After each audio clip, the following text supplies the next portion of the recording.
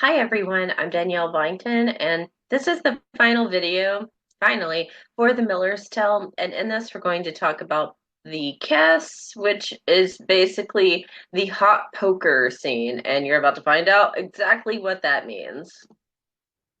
So, this kiss that's going to happen, we have two kisses in this scene. Um, so we've already set up the whole bit about the flood narrative. Nicholas deceives John, so he thinks a flood is coming. So John is sleeping in a tub that's tied up to the ceiling, the rafters of the barn, because he thinks a catastrophic flood is coming. And Allison and Nicholas are supposed to also be tied up in the tub. They're each individual tubs up in the rafters as well, but they crept down to go sleep together. That was the whole point of the evil plot.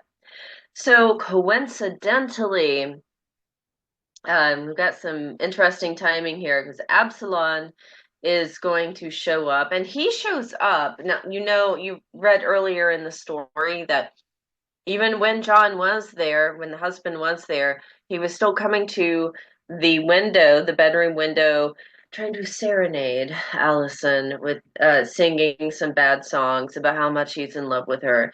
And so he had been doing that anyways, but this part of the story also is this little precursor where he hears a rumor that John is away at Osney, picking up timber, and so no one has seen him around, and so Absalom's like, oh, maybe this would be an even better time to go seeing outside Allison's bedroom window while her husband is away, because then she might reciprocate that feeling if the husband isn't there to stop her, when we know that's not going to happen. So he shows up. He's starting to sing outside the window to her. And now Nicholas hears this insanity that is Absalom outside the bedroom window. And keep in mind, he has no idea Nicholas is in bed with Allison. And so Allison says to Nicholas, watch this, I'm going to have a little bit of fun. Opens the window and sticks her butt out the window. It tells you in two lines before she does it that it's black as coal outside because it's nighttime. It's the 1300s. There aren't street lamps. It's very dark outside. You can't see your hand in front of your face. And so she sticks her butt out the window so he will think that it's her because he's asked her for a kiss. And she says, oh, okay, yeah, I'll give you a kiss. Here I am. I'm sticking my face out this window, but she's really sticking her bottom out. And so he doesn't kiss her on the mouth. He kisses her on another hole because, and at the window out she put her hole. And Absalom, him feel no bad, no worse, because he doesn't know the difference because it's so dark outside. He can't see that it's not her face. With his mouth, he kissed her naked arse. He doesn't just kiss her, but I mean, full savorly. He does this passionately with gusto. So, he really lays it on this kiss. And then it's like the split second. You've seen this in a cartoon where like a character stops because there's the realization of what they're doing, what's happening. And so that's happening right there. And she jumps back inside and it says she clapped the window shut. And this is my favorite line in the whole story. When she claps the window shut, she's like, hey, hey. So then Absalom realizes what he has kissed, and he kissed her butthole basically. And um, now we just hear about that in hip hop songs, but Absalom was a pioneer doing this in the 14th century. It turns out it's not his cup of tea. He's so disgusted by it. If you remember early in the Miller's Tale, the very first time we're introduced to Absalom, it tells us that he is offended by vulgar things. He doesn't like fart jokes. He doesn't like dirty things. So this is like he's really not down with kissing her butthole. And he's so grossed out by it that it tells us in these first lines, he's wiping his mouth. He rubbeth now, who frotteth now his lips with dust, on with sand, with straw. So he's taking everything he can. Dirt on the ground, sand, straw, cloth, wood chips, and just like basically exfoliating the butt off of his mouth as best he can. And now, once he gets past the disgust of the situation, he is angry. He is so pissed.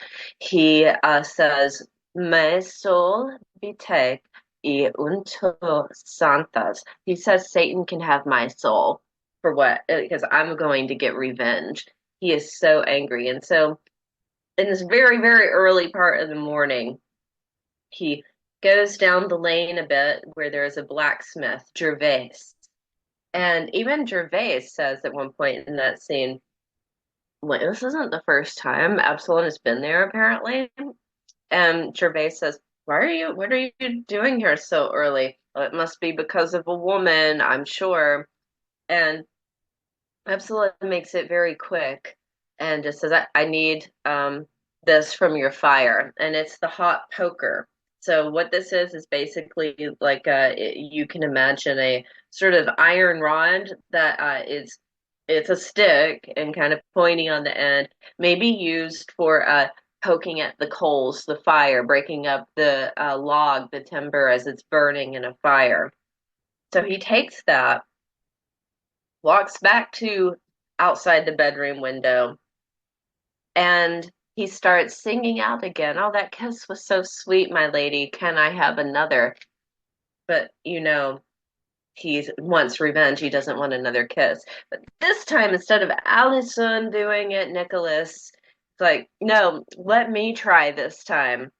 And it tells you he does not just, here in the second bullet point, he doesn't just stick his butt out the window like Allison does. I mean, he really gets it out there. It says, and out his arse he putteth privily over the buttock to the haunchbone. So remember I had the word haunchbone earlier when Nicholas grabbed Allison by the haunch bones early in the story. So that's up in the pelvis. So he puts his rear end out the window, like basically his thighs are halfway out the window too. So he really gets it out there. And Nicholas is planning on, okay, not just sticking it out there, but he plans to fart when Absalom kisses his butt. But Absalom had no intention of kissing. So when right as he thinks Epsilon is about to kiss his butt, Nicholas doesn't just fart.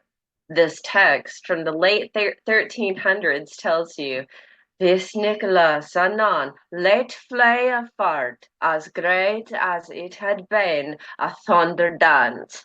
So it says that he let a fart rip like thunder.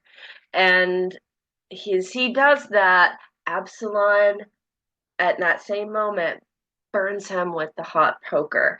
But he doesn't just, it's not just like branding his butt cheek. It tells you in the next line here, and Nicholas amid the arse he smote. So he burned him in the middle of the ass, is what that says. So not just on the butt cheeks, like on the butthole. We had the butthole earlier, it has made a return. So it's almost basically like he's almost sodomized by this hot poker. And of course, when you are burned by something very hot, you are like you want relief. And in this case, Nicholas is crying out, water, water, water. And John, poor John, who was still asleep in the tub, tied up in the rafters of the barn, hears someone crying out, water, water, and he thinks it's the flood.